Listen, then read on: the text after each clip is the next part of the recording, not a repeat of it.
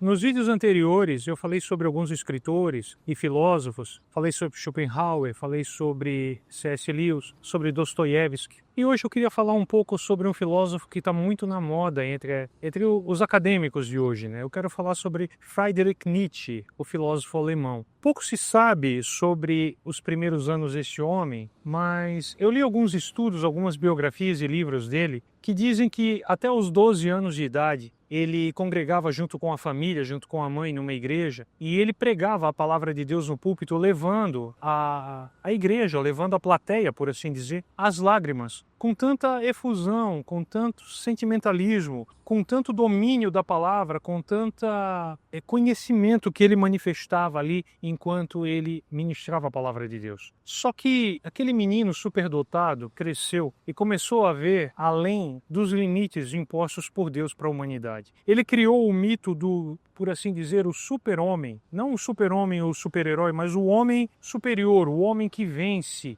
tudo, o homem que está acima de tudo, o homem que é feitor da sua história, aquele que determina o seu caminho, que faz tudo isso. Enfim, escreveu vários livros muito conhecidos, eu não vou citá-los aqui, não recomendo a leitura. Eu estou mencionando aqui leituras que eu fiz antes de eu conhecer a Deus, mas esse homem, ele terminou os seus dias já, ele nem estava tão velho, ele terminou os seus dias, ele enlouqueceu. O super-homem foi humilhado, porque ele abriu a boca, uma boca muito grande, ele abriu contra Deus, falando mal da palavra de Deus, falando mal do Senhor, falando mal do Evangelho, dizendo que o homem era o seu próprio Deus. Ele foi humilhado, por assim dizer, pelo próprio Senhor. Deus permitiu que ele fosse humilhado na sua soberba, na sua arrogância, porque a Bíblia diz que o soberbo Deus trata à distância, Deus não tem relação. Esse homem, ele ficou louco, enlouqueceu a ponto de ter que usar fraldas, segundo alguns historiadores, e ficou aos cuidados da mãe, uma cristã piedosa, uma cristã convicta e devota. Por que eu estou falando de Nietzsche? Assim como eu não recomendo a leitura de nada de Schopenhauer para quem é cristão, fica à vontade se você quer ler,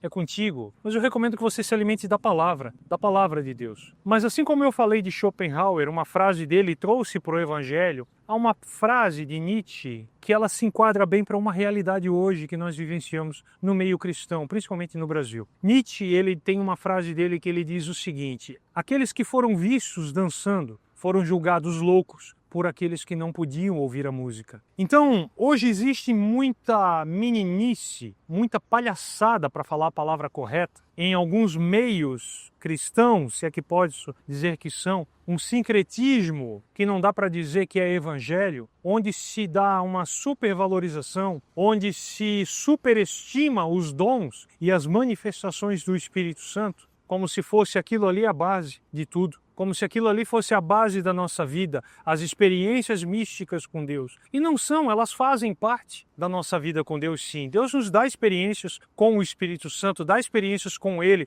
através de sonhos, através até de visões, de pensamentos e palavras reveladas, de experiências, até de milagres na nossa vida. Mas existe muita meninice, existe muito charlatanismo, existe muita palhaçada feita em nome de Deus para mostrar uma espiritualidade, para forçar à vista uma espiritualidade que de fato não existe. Mas o fato disso existir, dessa falta de temor, dessa falta de compromisso, dessa busca pelo místico a qualquer custo, ainda que forçado pela carne, para mostrar uma espiritualidade que não existe, ainda que isso exista, nós não podemos dizer que isso desmonta ou anula a verdadeira manifestação do Espírito Santo, as verdadeiras manifestações, os milagres de Deus, os verdadeiros moveres de Deus, as curas que Deus ainda faz, os milagres que Deus ainda faz, as palavras reveladas que Deus ainda nos dá, os sonhos premonitórios que Deus ainda nos dá.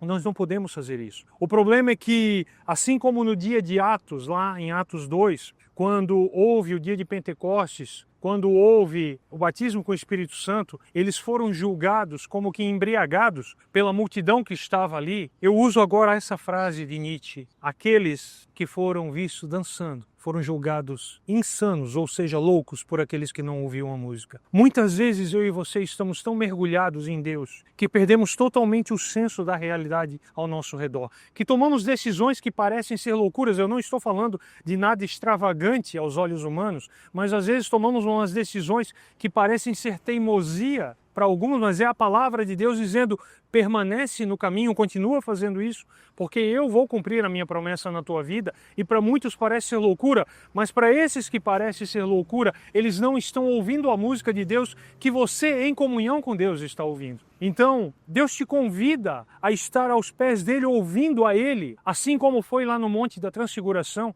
Estava Pedro, Tiago, João e Jesus, apareceram Moisés e Elias diante deles, e uma nuvem os envolveu, e uma voz que veio do meio daquela nuvem disse: esse é o meu filho amado, a ele ouvi, ouça ao Senhor. Por mais louco que possa parecer aquilo que Deus propôs para você, você está ouvindo a música de Deus. E ainda que te julguem como louco, a palavra de Deus diz em Isaías que Deus põe um caminho, um novo caminho para nós andarmos. E quem quer que ande por ele não erra, nem mesmo o louco. Se você está sendo julgado louco, considere, há coisas que nós fazemos na teimosia. Eu não estou dizendo que tudo vem de Deus, que tudo que brilha é ouro. Há coisas realmente que nós fazemos que são teimosia, são enganos, são coisas que nós botamos na cabeça e achamos que é de Deus. Mas existem palavras que Deus determina na nossa vida e Ele confirma. A palavra de Deus diz que na multidão de conselheiros há sabedoria. Então, se várias pessoas, se várias circunstâncias estão falando para você a mesma coisa, preste atenção nisso. Busque a Deus. Talvez seja essa a música que Deus está tocando